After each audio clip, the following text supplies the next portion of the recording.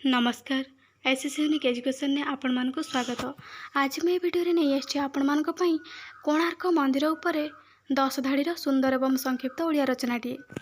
विश्वर प्रथम सूर्य मंदिर हेउछि कोणार्क सूर्य मंदिर।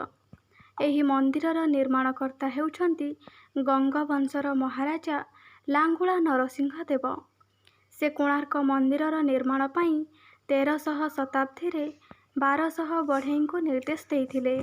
विश्वर सप्त आश्चर्य मध्यरे कोणार्क सूर्य मंदिरर नाम लिपिबद्ध अटे। एही मंदिरर आकृति प्राय सूर्यंक रथ परी, जेउथिरे पत्थर निर्मित चक, स्तंभ और कांथ मध्य रहिछि।